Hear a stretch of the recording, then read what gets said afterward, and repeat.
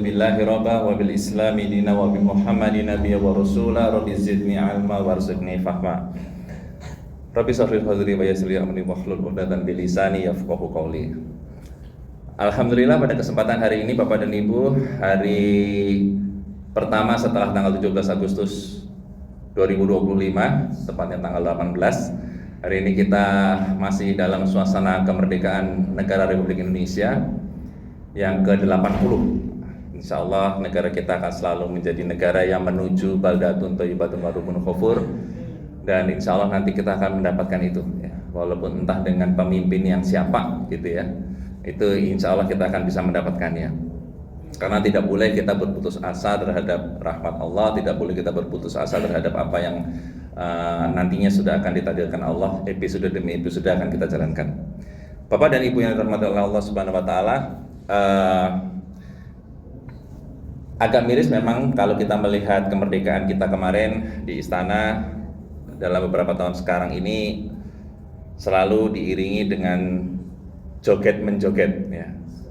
Ini sempat ya mungkin kalau menurut kita ya agak sedikit mengurangi kesakralan dari upacara itu tersebut. Apalagi sekarang ini seperti kita tahu bahwa saudara di Palestina sekarang sedang mencari kemerdekaan. Sebetulnya kok agak kurang pas kalau kita sekarang malah memperingati kemerdekaan dengan joget-joget, karena mendapatkan kemerdekaan itu luar biasa susahnya. Begitu dapat kok malah untuk seperti itu gitu ya. Itu mungkin agak kurang pas. Tahun 1967 itu pernah terjadi peristiwa yang hampir sama, yaitu perang antara Mesir melawan Israel. Waktu itu Mesir hampir menang melawan Israel tahun 1967. Tapi ternyata orang-orang Israel itu pintar, Pak. Mereka tahu bahwa orang Mesir itu sukanya nyanyi, Pak. Sukanya joget. Maka dipanggillah Umi Kulsum, yang sering kita dengar lagunya ya, Magadir. Pada joget itu orang Mesir, Pak. Saat itulah dihajar sama orang Israel. Jadi perang Yom Kippur berapa hari, 12 hari itu hampir dimenangkan oleh Mesir. Kalau seandainya yang ada di Medan Merdeka Utara tahu bahwa masalah joget menjoget itu sebetulnya sudah mengindikasikan kekurangan rasa syukuran kita ya sebenarnya dalam mendapatkan kemerdekaan. Apalagi ya kita harus menjadi umat yang benar-benar tahu bahwa kita sedang mencari kemerdekaan saat ini. Palestina sedang mencari kemerdekaan saat ini. Bapak dan Ibu yang dirahmati Allah, umat Islam adalah umat yang paling menderita ketika dijajah. Maka saat ini pun umat Islam menjadi umat mayoritas ya, yang ada di Indonesia, yang pasti juga belum selesai sebenarnya penderitaannya untuk meneruskan mengisi kemerdekaan negara Republik Indonesia. Seperti kita pernah ceritakan dulu di sini bahwa banyak sekali diislamisasi yang dilakukan oleh penjajah Belanda, dan sampai saat ini sedikit demi sedikit kita akan hapus. Termasuk bagaimana kita sekarang memperkaya KUHP kita dengan undang-undang yang lebih Islami. Itu menjadi tugas kita semua. Yang kedua juga kondisi-kondisi yang sekarang masih ya, kalender kita sekarang masih tanggalannya masih minggu. Bahkan kita sekarang masih sering banyak ngomong minggu daripada ahad. Ini juga masih terjadinya deislamisasi yang luar biasa, yang harus sedikit demi sedikit kita ajarkan kepada anak-anak kita bahwa kalau bicara hari Minggu, gantilah dengan hari Ahad. Kalau bicara 1 minggu, 2 minggu, bilanglah 1 pekan, 2 pekan. Jadi marilah kita sedikit demi sedikit dari keluarga kita harus reduce deislamisasi yang dilakukan oleh para penjajah yang terjadi di Indonesia. Termasuk bagaimana deislamisasi terhadap artinya penghilangan makna Islam di dalam negara Republik Indonesia. Ya, itu banyak sekali yang waktu itu juga kita sempat sampaikan, khusus yang kita sampaikan dengan slide sekali ya. Nah, sekarang bagaimana kita sebagai masyarakat Muslim mayoritas yang harus mengisi kemerdekaan, Bapak? Umat Islam ini adalah menjadi umat yang bisa 2 option. Pertama, umat mayoritas yang berkualitas atau umat mayoritas yang tidak berkualitas. Jadi Kita sekarang bisa menakar umat Islam kita yang mana sekarang. Kalau umat Islam yang mayoritas tapi tidak berkualitas, itu yang disindir oleh Nabi di dalam hadis beliau, yang beliau menyatakan bahwa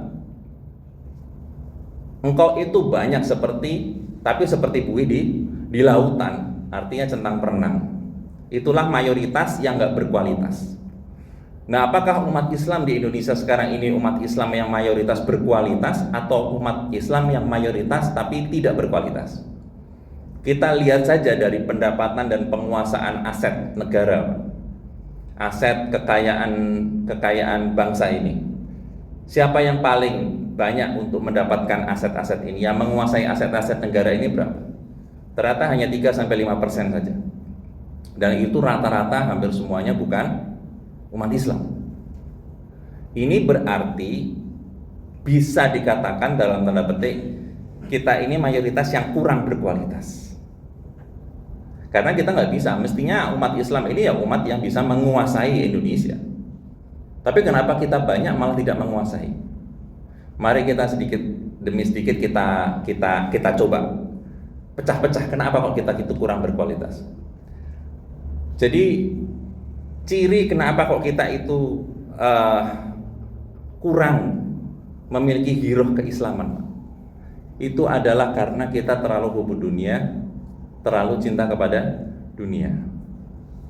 Itu cirinya, Pak. Sehingga kita nggak terlalu berpikir halal haram, nggak terlalu berpikir perintah larangan, itu nggak terlalu mikir, Pak, umat Islam.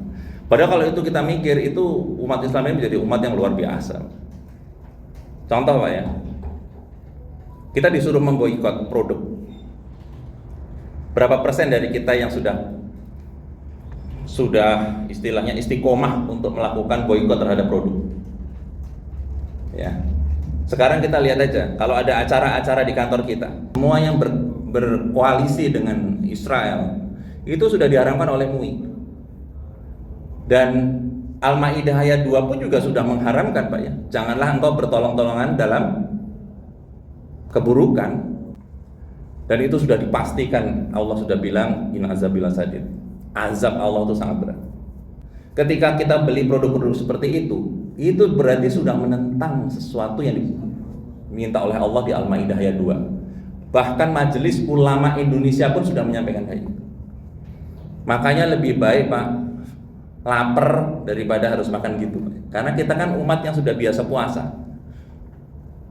Sehingga kenapa yang namanya puasa itu adalah sesuatu yang mempercepat ketakwaan. La'alakum tatakun itu yang dirunut itu adalah puasa. Kalau sholat itu untuk mencegah keji dan mungkar, tapi kalau mencapai derajat ketakwaan, itulah la'alakum tatakun itu ada di Al-Baqarah 86, itu perintah puasa. Makanya orang yang lapar itu relatif lebih mampu untuk ngerem segala sesuatu. Mau itu di situ ada Starbucks 10 liter, dia juga akan bakal minum gitu. Mau ada McDonald banyak, mau ada pizza limo yang 1 meter, 2 meter, 3 meter, dia nggak akan ngambil. Karena apa? Dia udah tahu. Kalau saya ngambil, saya gigit, sama saja saya sedang menggigit darah saudara saya sendiri di Palestina. Komitmen kita di situ tuh masih kurang, Pak. Kalau seandainya komitmen kita terhadap apa yang dilarang Allah itu kurang, logikanya Allah tuh bakal nolong kita apa enggak? Mungkin Allah akan menolong kita dalam mayoritas kita, tetapi Allah tidak akan menolong kita dalam kualitas kita. Makanya kalau kita melihat, ya oke lah, ya silahkan kamu mayoritas, tapi kamu nggak kuat. Karena apa, Pak? Quran surat Muhammad ayat 7, A'udzubillahi minasyaitonirrajim, Bismillahirrahmanirrahim, ya ayyuhalladzina amanu in tansurullaha yansurkum wa yusabbit aqdamakum. Hai orang-orang yang beriman, tolonglah agama Allah, maka Allah akan menolongmu dan Allah akan mengokohkan posisimu. Kalau kita nolong agama Allah, baru Allah itu akan mengokohkan posisi kita. Pertanyaannya sekarang, kenapa kita tidak kokoh Islam kita di Indonesia? Ya karena kita nggak nolong agama Allah, Pak. Yang beli rudal-rudal Amerika itu aja, rudal-rudal untuk Israel itu ya perusahaan-perusahaan itu, Pak, makanan-makanan itu. Tapi kita tetap enak aja makan gitu. Saya kan ada juga sedih juga gitu ya. Ya mohon maaf, bahkan ada pengurus masjid pun juga, loh kejebak juga makan gitu ya. Saya astagfirullahaladzim. Jadi apa ya istilahnya ya? Mungkin kalau kita bisa nangis tuh nangis Pak gitu ya. Ini Allah sudah ngasih seperti ini kok, peraturan seperti itu kok kita masih enggak ngeboikot aja Pak, yang nggak pakai biaya aja kita nggak mau gitu. Gimana jihad yang menggunakan apa itu? Amwal wal anfus, menggunakan biaya dan menggunakan jiwa. Wong kita memboikot aja ya nggak pakai biaya aja kita susah, apalagi yang harus mengeluarkan biaya untuk jihad, apalagi yang harus mengeluarkan jiwa, nyawa untuk jihad. Jauh kayaknya gitu tuh Pak. Artinya apa? Kalau seandainya kita nggak usah berjihad seperti perang Uhud lah ya, kita tarik seandainya sebelum tahun 45 itu terjadi saat ini Pak, mungkin Indonesia tuh tahun 45 nggak merdeka Pak, kalau orang-orangnya tuh kita gitu. Karena apa ya, kekokohannya itu belum, keikhlasannya itu belum jelas ya kita. Apa yang menyebabkan ini? Beberapa ahli mengatakan Pak, hubud dunia, dan itu diimplementasikan di dalam penelitian. Hubud dunia itu apa Pak? Money oriented. Orangnya tuh selalu berpikir uang. Kalau saya mau kerjakan itu ya harus ada uangnya dong. Kalau saya ini harus ada uangnya dong. Jadi berpikirnya itu uang. Ketika kita selalu berpikir uang, keikhlasan itu hilang Pak otomatis. Nah, apa jiwa yang harus dididik kepada anak-anak kita supaya tidak bermoney oriented? Pertama, jangan suka ngemis. Orang yang kaya itu sukanya memberi, pantang mau diberi Pak. Itu orang kaya itu Pak. Kalau orang kaya kok masih mau diberi, ya itu masih dipertanyakan kekayaannya gitu. Walaupun dia tidak kaya, tapi dia punya harga diri yang cukup sehingga dia tidak mau gampang untuk memberikan atau meminta sesuatu. Ya. Nah, sekarang ini ngemis-ngemis gaya baru ini terjadi juga Pak di bahkan mungkin di kantor kita gitu ya. Itu terjadi Pak. Ada teman kita mau diines, kita bilang, minta oleh-olehnya ya. Itu ngemis gaya baru Pak. Padahal di dalam Islam yang namanya minta-minta itu Pak, itu ketika kita memiliki harta kurang lebih sekitar, ya kalau di sekian dinar sekitar 2 juta lah kalau dikurskan sekarang ya, harta Pak ya, bukan uang ya, harta. Misalnya handphone saya ini 2 juta misalnya, maka itu kita nggak boleh ngemis, nggak boleh minta-minta, karena itu ada hadisnya. Ada seorang sahabat Nabi naik unta mau pinjem atau mau minta uang, mau minta uang ke Nabi, naik unta gitu ya. Terus ada teman-temannya Rasul lain di dekat rumah Rasul itu yang sedang bercengkrama membicarakan suatu hadis yang tadi itu, janganlah engkau minta-minta kalau memiliki harta sekitar segitulah ya, sekitar 2 jutaan lah kalau di Indonesia jual rupiah. Lalu sahabat itu langsung balik badan, nggak jadi ke rumah Rasul. Kenapa? Karena unta yang dia naik itu otomatis lebih dari 2 juta. Berarti di sini ada suatu ilmu Pak. Kalau kita punya uang atau punya harta yang kurang lebih sekitar 2 juta, kita jangan mudah minta-minta gitu. Termasuk didik anak kita. Didik anak kita itu begitu. Kalau ada temanmu pergi kemana-mana, jangan minta oleh-oleh. Ya, karena ya kalau dikasih oleh nggak apa-apa, tapi kalau minta sebaiknya jangan. Pertama, selain itu menyusahkan, yang kedua tadi itu, ya itu sebetulnya dalam kurung ya ngemis gaya baru lah. Traktir dong itu, sering kan kita mendengar traktir dong gitu. Itu sebenarnya sama Pak. Makanya kalau kita semakin memperhatikan sunnah yang benar dan sebagainya, itu hal-hal kecil seperti itu tuh banyak terjadi di sekitar kita dan kita harus bisa menghindarinya. Sampai katanya sahabat itu, nikmatnya ibadah itu kalau kita sudah bisa menikmati effort kita dalam menjalankan sunnah, walaupun di sekitar kita itu banyak hal-hal yang seperti itu, kita bisa ngelawan gitu. Makanya mulai sekarang Pak, ya ini fitnah Pak ya, ada produk-produk yang sudah terafiliasi Zionis ya. Mungkin bapak-bapak semua ada yang sudah, ada yang belum menginstal No Thanks. Itu kayaknya aplikasi yang agak wajib untuk kita punya di handphone kita.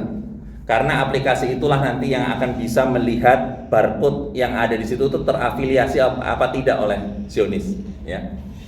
Ini perlu kita mulai screening lah sekarang. Jangan apa namanya? Karena ini fatwa sudah ada, Al-Maidah ayat 2 juga sudah ada. Makanya kita harus komit nih Pak untuk jangan mengambil barang-barang yang seperti itu. Mulai sekarang tinggalin, nggak usah di. Sekarang kalau yaitu ada note kemarin ya, kalau kita kena fitnah satu ayam McD, satu gelas Starbucks aja nggak kuat, gimana kita menghadapi fitnah Dajjal yang akan memberikan satu gunung emas? Coba. Jangan-jangan kalau kita itu di zamannya Dajjal, kita itu ikut Dajjal bukan ikut Nabi Isa alaihissalam. Karena apa? Karena promosi Dajjal itu lebih kuat daripada promosinya Nabi Isa. Nabi Isa kan membawa agama, tapi kalau Dajjal kan membawa promo kan gitu kan, sedikit di promo. Makanya sekarang kalau Bapak lihat di TV itu yang kebanyakan sekarang lagi promo gede-gedean itu produk-produknya Unilever, produk-produknya ya yang berafiliasi lah. Makanya jangan heran sekarang mereka sedang mencari pasar lagi Pak. Kita bisa nggak ngeboikot gitu kan? Kalau kita ngeboikot yang tidak pakai uang, nggak pakai jiwa apalagi, itu aja susah. Ya sudah, kita jangan, ya walaupun kita baca surat Al-Kahfi 1-10 untuk terhindar dari Dajjal gitu ya, tapi kalau dengan Dajjal kecil sekarang aja kita kalah gitu kan, wah gengsi dong. Makanya mulai sekarang Pak, kita mau cari oleh-oleh atau apa, kita lihat pertama tidak terafiliasi, yang kedua sertifikasi halal itu wajib ya Pak ya. Jadi kemarin waktu saya biasanya kan orang kalau ke Medan selalu beli apa tuh? Bolu apa tuh? Yang sekarang itu sudah tidak tersertifikasi halal. Makanya saya waktu ke Medan sama Pak Budi, kita udah janjian tidak ada satupun dari kita yang beli. Ternyata alternatifnya ada waktu itu bolu apa ya, saya lupa itu, ada bolu Fatimah atau apa itu, sebelahnya tuh ada juga. Itu ternyata mirip gitu ya. Ya itu bisa kita beli. Makanya justru saat inilah adalah saat umat Islam itu membangun bisnis. Karena apa? Karena yang lain itu sudah mulai orang Islam sudah mulai memboikot. Kita nggak usah cari alternatifnya, kita buat alternatifnya. Kadang-kadang kan orang tuh karena nggak mau memboikot nanyanya alasannya alternatif Pak ya. Loh kalau saya nggak ada Pepsodent alternatifnya apa? Kalau saya nggak ada itu alternatifnya apa gitu ya. Padahal yang namanya memboikot itu Pak, itu urusannya bukan perut dan lidah, tapi dengan iman. Kita itu memboikot bukan karena toh barang-barang yang kita boikot itu rata-rata oke lah kalau yang primernya. Tapi 90% yang diboikot itu kan barang-barang sekunder. Nggak ada namanya beras kalau diboikot kan nggak ada. Kalau beras diboikot nah itu baru. Tapi kalau yang diboikot itu paling apa? Pasta gigi, alternatifnya banyak. Ayam goreng, alternatifnya banyak. Kopi, alternatifnya banyak. Jadi sebetulnya kita tidak terlalu susah untuk ngeboikot itu. Dan justru sekarang ini kita harus bikin toko Pak. Jadi yang pertama, jadi kalau kita punya GBHN, garis-garis besar haluan niat, nah, itu ya. Niat pertama kita stop segala sesuatu yang nggak benar, boikot tadi. Yang kedua, yang kita harus lakukan, kita harus buat alternatifnya. Kita jangan cari salah alternatif, kita buat alternatifnya. Kita buat alternatifnya. Alternatifnya apa ya? Kita bikin toko Pak. Kalau kita masuk ke toko-toko yang mart-mart itu selalu ada jual-jual Unilever, ya kita bikin toko yang tidak ada Unilevernya, yang tidak ada barang-barang haramnya, yang tidak ada Zionisnya. Ya, kita bikin sendiri gitu.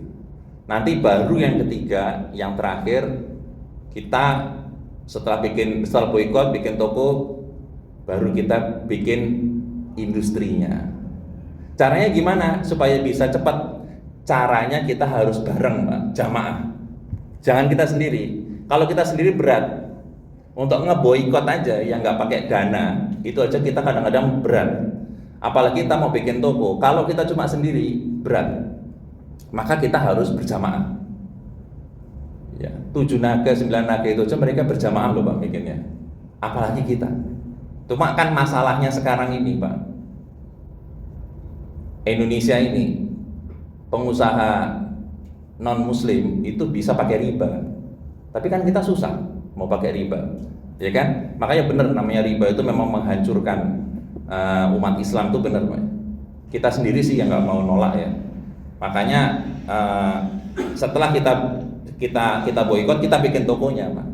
Berjamaah sama teman-teman satu komplek, yuk kita bikin toko muslim yuk di toko di sini gitu ya. Waktu itu pik saya Pak Reza sudah pernah saya, ayo Pak pik harus bikin toko dong Pak. Masa kita nggak punya toko sih gitu kan? Kita pakai 60 juta udah bisa loh, gitu ya. Sebenarnya dana apa itu Pak? Dananya dari mana tuh? Waktu itu tanya tuh Pak Reza. Kalau Ramadan kan PIK itu dapat dana tuh Pak dari KPT kan lumayan tuh kan Pak Haji kata. Itu sebagian aja disisihkan. 2 kali Ramadan kita bisa bikin toko dan itu franchise. Saya pernah bikin di perusahaan lama Pak ya. Namanya Omnimart. Itu 60 juta kita bisa bikin swalayan kecil. Sekantornya Ustadz ini aja udah bisa bikin swalayan. Tapi itu bisa untuk menghidupi kita dan itu bisa kita mulai untuk berdakwah. Ya karena memang waktu itu entah mungkin karena ada kesulitan dan lain sebagainya akhirnya nggak jadi ya. Sehingga saya memberanikan diri aja, ya udah kalau gitu saya coba di depan situ kan. Itu sebetulnya bukan untuk jualannya tapi bagaimana kita mencontohkan apa yang disunahkan Nabi. Nabi itu kan hanya 2 Pak pekerjaannya rata-rata Nabi, yaitu kalau nggak berdagang dia mengembala. Ya sudah kita ikutin Nabi Muhammad lah, kita berdagang gitu. Karena kalau enggak ya kita kapan menyusuni. Ini harapannya kemarin saya di depan, harapannya itu men-trigger dari teman-teman untuk bisa bikin toko gitu. Kita punya sendiri toko gitu. Jadi awalnya kantin yang depan itu saya udah sasar tuh sama Pak Reza tuh. Ayo Pak Reza kita bikin di situ Pak Reza. Punya pik swalayan. Kan lumayan tuh teman-teman kalau mau ini nggak usah jauh-jauh gitu kan. Tapi nggak ada rokok Pak ya. Kita pokoknya benar-benar yang mencoba untuk yang ya cuma mungkin perlu effort dan jangan lupa. Makanya alhamdulillah saya juga kemarin berkolaborasi dengan Pak Aji ya. Kalau bapak-bapak sempat sering jalan-jalan ke pantry yang tadinya Sariwangi sekarang sudah berubah ke teh sosro. Itu kolaborasi juga kita bagaimana sedikit-sedikit kita hilangkan dan udah di-approve langsung sama Pak Haji ya sudah langsung semuanya. Jadi kita hanya menginisiasi. Coba kalau bapak-bapak perhatikan teh yang ada di IKPT sekarang Sosro bukan Sariwangi Pak, Sariwangi Unilever. Kita udah nggak pakai itu. Ya. Waktu itu sama 2 ya kalau nggak salah ya Pak. Satunya lagi kita mau geser Nescafe. Cuma memang masalahnya teman-teman Jepang ini masih banyak yang pakai Nescafe. Ya, waktu itu kita mau usulkan Indo Cafe kalau nggak salah. Ya, tapi masalahnya sekarang Indo itu juga berafiliasi ya Pak ya. Kemarin dia membantu KFC kalau nggak salah kan, Indo Group. Nah itu makanya kalau ada Indomaret, ada Alfamart ya udah pilih Alfamart dulu Pak. Indomaret ini sekarang sudah berafiliasi. Kalau Bapak tahu pemilik Jarum itu siapa Pak? Hartono. Itu orang terkaya di dunia, di Indonesia. Hartono. Tanpa disadari, Hartono itu berapa persen yang ada di dalam kehidupan kita coba? Pertama, kalau bapak-bapak suka ngerokok, rokok Jarum itu produksinya Hartono. Jarum. Yang kedua, kalau bapak-bapak pakai tabungannya BCA, itu punya Hartono. Yang ketiga, kalau bapak-bapak suka ngopi, mereknya Kopi Gajah, itu punya Hartono. Satu Hartono aja bisa menguasai kita berapa coba? Mulai dari rokok, kopi, dan tabungan. Karena dia tahu Pak, temannya orang rokok itu adalah kopi. Itu sama-sama 2 barang yang addiction. Makanya luar negeri itu Pak kalau mau bikin produk supaya laku itu harus produk-produk yang addiction, produk-produk yang nagih, sifatnya nagih. Dulu Amerika pertama kali membuat pabrik Coca-Cola itu, kenapa dinamanya Coca-Cola Coke? Coke itu adalah kokain. Jadi Coca-Cola dulu itu menggunakan kokain. Itu untuk menarik orang supaya dia nagih, Pak. Akhirnya kokain itu di stop. Setelah Pablo Escobar dan sebagainya ditangkap, itu di stop akhirnya. Tidak menggunakan Coca-Cola itu. Amerika mikir lagi, apa produk yang kira-kira bisa mengikat konsumennya. Akhirnya dari kokain pindah ke nikotin, pindah ke rokok. Karena nikotin itu addiction-nya tinggi juga. Akhirnya jadilah pabrik rokok, ada Philip Morris, ada British Tobacco dan lain sebagainya. Dibikinlah rokok. Lama-lama rokok ini akan dilarang juga. Lama-lama akan dilarang juga, orang tahu kesehatan dan sebagainya. Mereka sudah punya, Pak. Walaupun kita sadar atau tidak sadar, itu mereka akan lari ke kopi. Mereka akan lari ke kopi. Karena kopi itu sedikit banyak itu addiction juga. Walaupun tidak sebesar kokain, tidak sebesar rokok, tapi lumayan lah. Ini masih bisa menarik orang. Nah, Hartono mungkin tahu juga. Setelah rokok saya harus lari nih. Karena ini kalau di stop, saya harus sudah punya pabrik kopi. Mestinya umat Islam juga harus berpikir begitu, mestinya justru. Orang habis ngerokok itu mesti ngopi. Berarti kita harus bikin penggilingan kopi. Itu mestinya kita sudah harus berpikir. Boleh kita berpikir teknis seperti Yahudi, tetapi iman tetap Islam gitu, Pak ya. Karena orang Yahudi itu memang pinter-pinter. Silakan Bapak kalau mau beli buku itu bukunya Pak Z.A. Maulani tentang Yahudi, ya, tentang gerakan Zionisme. Pak Z.A. Maulani itu mantan ketua Badan Intelijen Negara Indonesia. Udah meninggal beliau, jadi ustadz terakhir. Itu bagus bukunya. Nah, itu tentang bagaimana pinternya mereka ya, mulai dari surat kabar sampai senjata itu mereka kuasai gitu ya. Karena satunya framing, satunya genosida kan. Itu mereka kuasai. Nah, itu kita harus pelajari. Makanya kita sama-sama harus tahu nih, Pak. Ini jadi satu Pak Hartono aja seperti itu gitu ya. Ini belum nanti kita berbicara James Riyadi, James Riyadi yang kebetulan asuransinya kita pakai ya, LGI. Itu juga ada, itu Lipo Group ya. Semua Lipo Mall Kemang, Lipo itu grup.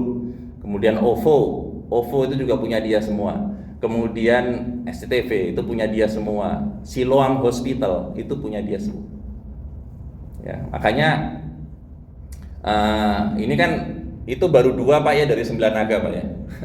Bayangin aja, mereka ini kalau sudah menguasai umat Islam ini, waduh. Nah, itu saya pakai Pak, justru. Saya sekarang punya toko Pak. Saya punya toko. Mohon maaf, saya kebetulan punya toko, satu toko di Muhammadiyah begitu ya. Saya punya toko.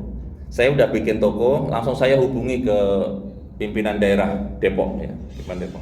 Pak, saya sudah bikin toko Pak, tolong Bapak bikin regulasi agar semua guru Muhammadiyah yang ada di Depok itu ngambilnya dari toko saya. Saya mainnya ala mereka itu Pak, pakai caranya mereka. Jadi mendekati government untuk minta regulasi.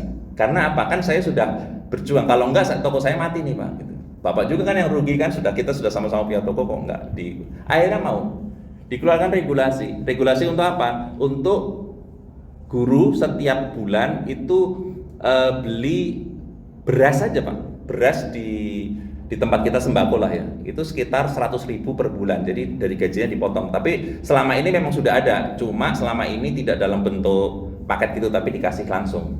Nah, nanti akan langsung dikonvert ke dalam bentuk beras. Dan saya kaget juga, ternyata di Depok itu guru-guru di Muhammadiyah itu aja sekitar 530 orang guru. Nah, itu kalau dikalikan 100.000 itu sudah 53 juta per bulan. Pakai apa Pak? Mainnya pakai regulasi. Jadi kita bikin toko bukan, kalau kita nyaingin Alfamart kita kalah Pak. Distribusi kita nggak punya. Customer kita nggak punya. Customer mesti larinya ke Alfamart dulu karena lebih lengkap. Ya sudah, kita pakai jaringan. Buat tokonya dengan jaringan, bikin marketnya pakai jaringan juga gitu. Loh, apa dikira pengusaha-pengusaha yang non pribumi itu melakukannya nggak kayak gitu? Ya kayak gitu juga gitu. Makanya dari teori kapitalisme, bagaimana cara menguasai dunia, kuasai BUMN-nya kan gitu ya. Kalau BUMN itu sudah terkuasai, ya sudah dikuasai. Lihat aja sekarang siapa komisaris-komisarisnya gitu kan. Itu kalau sudah dikuasai BUMN-nya, dikuasai Pak negara itu. Karena apa? BUMN itu adalah badan usaha milik negara yang mengurusi hajat hidup masyarakat banyak. Nah, kalau hajat hidup masyarakat banyaknya itu sudah dikuasai oleh individu, nah, selesai itu Pak. Nah, itulah namanya kapitalisme. Makanya kita akan mencoba menggunakan cara yang sama tapi dengan cara yang lebih syar'i untuk membesarkan ini gitu ya. Dan saya juga sudah sowan ke tempatnya Pak Din Samsudin juga Pak. Jadi beliau membuka link dengan Bu Rianti Hutapea juga ya, waktu itu Direktur Indofood waktu belum ada kasus ini. Tapi nggak tahu kalau udah ada kasus ini mungkin akan berbeda lagi. Bagaimana kita bisa mendapatkan pasokan rantai pasokan yang sama dengan Alfa. Jadi harganya biar sama dengan Alfa. Ya, sudah dibikin semacam procurement center nanti untuk menangani berapa ratus toko-toko Muhammadiyah sebagainya. Kemudian dari sini masing-masing, saya ada di Depok, guru-guru Depok, yang nanti ada di Jakarta, guru-guru Jakarta gitu. Jadi secara distribusinya masuk, secara secara marketnya juga sudah ada gitu. Marketnya dari regulasi, distribusinya juga dari regulasi, dari kerjasama pusat. Jadi kita memang harus bekerja sama Pak. Kalau sendiri-sendiri kita nggak bisa. Nah, wadahnya apa ya terserah. Mau pakai ormas bisa, mau pakai komunitas bisa, misalnya RT gitu kan, satu RT, satu RW bikin sesuatu bisa. Yang penting berjamaah supaya nopangnya bareng gitu. Itu kan kekuatan mayoritas Pak. Jadi kita bukan cuma punya bonus demografi, tapi kita juga punya apa tuh? Bonus mayoritas. Itu yang harus dimanfaatkan. Dan itu yang orang luar nggak suka. Kalau kita memanfaatkan mayoritas nggak suka, mayoritas itu dipecah terus Pak kita. Ada konflik kunut, ada konflik apa, kita dipecah terus Pak. Supaya apa? Supaya bonus mayoritas kita tuh nggak bisa kita pegang gitu. Padahal kalau kita bisa pakai mayoritas, ini kekuatan mayoritas Pak, satu orang nyumbang 50.000 aja dikalikan 85% umat Islam, ya udah nggak usah 85% lah, 50% Indonesia kali 100 juta itu udah berapa? Makanya itu yang nggak disukai. Makanya Bapak, mari kita sama-sama berjamaah. Jadi intinya kita melawan sesuatu yang besar ini kita harus berjamaah. Kita nggak bisa naik motor sendiri-sendiri seolah-olah. Ya, jadi umat Islam sekarang ini kayak saya kepingin jadi pemimpinnya, saya kepingin sendiri. Akhirnya kita semua naik motor, nggak ada ya mau jalan sendiri-sendiri gitu. Padahal lawan kita naik apa Pak? Naik bis. Mereka sopirnya satu, penumpangnya banyak karena mereka bergotong royong. Nah, motor-motor yang ada di depan ini, yang umat muslim di depan ini enak aja ditabrak aja gampang. Nah, kita harus mencari bis juga. Makanya kita berjamaah, kan Islam mengajarkan berjamaah, justru mereka belajar dari kita dengan berjamaah. Hebat juga ya Islam ini berjamaah. Makanya kita jangan putus dari berjamaah dan kita manfaatkan jamaah ini. Harus berjamaah, kalau enggak bisa berjamaah. Saya juga dengan Pak Rifki, saya berjamaah nih ngajak Pak, kita punya SD nih Pak, ayo kita kerjasama Pak, bareng-bareng kita ini. Alhamdulillah dikoordinir beliau, PMT setiap pekan memberikan sekian untuk anak asuh kita. Bayangin Pak, anak asuh muslimah ini kalau nggak dikasih beasiswa oleh kita Pak, dia bisa lari ke sekolah-sekolah non yang memberikan beasiswa. Nah, kalau kita tidak melakukan itu bahaya. Tapi kalau saya sendiri yang melakukan, saya nggak bisa Pak. Ya, satu anak misalnya 500.000 Pak, kita harus kasih. Wah, kalau saya sendiri 2 anak aja udah 1 juta. Ini bagaimana? Akhirnya kita kolaborasi terus sama Pak. Alhamdulillah Pak Rifki mengkoordinasi satu PMT gimana gitu ya. Ini akhirnya kita dapat dengan bisa setiap bulan 2 anak bisa kita selamatkan. Kalau enggak susah, kita nggak bisa. Makanya kita sama-sama kolaborasi dengan berjamaah. Nanti mungkin lantai 8, mungkin nanti lantai 9, lantai 10 punya ini juga, punya proyek juga untuk melakukan seperti itu. Monggo aja boleh. Karena jejak rekam kita di dunia ini itu pasti akan ada hasilnya di akhirat nanti. Walaupun orang sudah melupakan kita Pak ya, pada saat kita dikubur kan orang tidak lupa. Tapi percayalah kalau itu terus masih berjalan, belum tentu, insya Allah anak-anak ini nanti yang kita kasih beasiswa dia jadi apa Pak? Siapa tahu jadi pengajar, siapa tahu nanti jadi ustadz, ustazah gitu kan. Itu kan ilmunya terus pahalanya terus. Nah, jadi mari mulai sekarang kita kuatkan jamaah nih Pak ya. Komunitas, kita kuatin komunitas. Ya, cara menguatkan komunitas itu tadi bisa berbagai cara. Kita punya masing-masing komunitas. Kita mau ikut misalnya di kepengurusan Nahdlatul Ulama boleh, di Persis boleh, di Muhammadiyah boleh, terserah. Itu hanya sekedar katalis untuk mempercepat aja sebenarnya. Ya, karena kalau kita sendiri ya Nabi aja harus berkolaborasi dengan siapa tuh Pak? Siti Khadijah. Karena apa? Dakwah itu mahal gitu. Dakwah itu nggak murah. Makanya kalau Siti Khadijah ada orang mau masuk Islam minta 1 miliar kan, itu ada kisahnya tuh. Nabi, waduh, mana saya ada kan uang segitu. Sama Siti Khadijah, oke, suruh besok datang ke sini saya transfer gitu. Siti Khadijah punya. Nah, dakwah itu perlu seperti itu. Makanya sekali lagi tadi pertama garis-garis besar haluan niat kita pertama kita harus punya GPHN tahap rehabilitasi 1, rehabilitasi 2, rehabilitasi 3. Rehabilitasi 1 kita memboikot, memfilter apa-apa yang tidak ada. Pelita 2 adalah kita membangun toko bisnis-bisnis yang bisa menguatkan umat Islam dan bisnis Islam, minimal nantinya akan menggantikan bisnis-bisnis yang itu.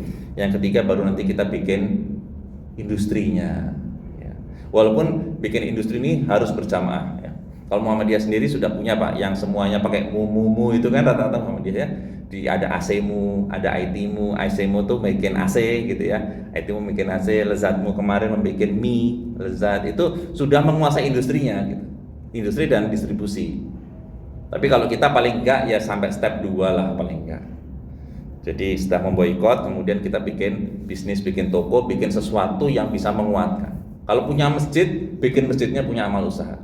Jadi masjid itu bukan hanya makmur, tapi harus memakmurkan. Kalau hanya makmur itu berarti masjid itu hanya nerima cengklengan dari uang ini aja Pak, uang kota amal. Tapi dia harus memakmurkan orang di sekitarnya dengan memberikan sesuatu yang lebih kepada orang-orang tersebut. Ya, merasakan lah sekitarnya itu, merasa kayak Joko Karyan itu merasakan. Jadi jangan hanya minta duit ke jamaah, bisa mengundang ustadz hebat-hebat, bukan itu hanya makmur aja, tapi tidak memakmurkan. Makanya kalau di Jogja itu, kalau di teman-teman di Muhammadiyah itu kriteria masjid yang baik adalah makmur dan memakmurkan, bukan cuma makmur doang. Ya, mudah-mudahan ini bisa menjadi refleksi kita. Insya Allah kemerdekaan ini akan terus bisa kita pertahankan, dan yang tidak lupa adalah bagaimana kita mempertahankan eksistensi Muslim di dalam negara Republik Indonesia yang merdeka ini. Kemerdekaan bukan hanya kemerdekaan nasionalisme, tapi kemerdekaan sejati seperti yang dicita-citakan juga oleh para pendahulu kita, dan kemerdekaan yang diminta dalam Quran dan Sunnah. Bagaimana umat Islam ini bisa berdiri tegak, menjadi unzurna bukan menjadi ro'ina. Unzurna itu trendsetter, ro'ina itu adalah follower. Itu ada di dalam surat Al-Baqarah. Itu saja. Nasrun minallah wa fathun qarib wa basyiril mu'minin. Wabillahi taufiq wal hidayah. Wassalamualaikum warahmatullahi wabarakatuh.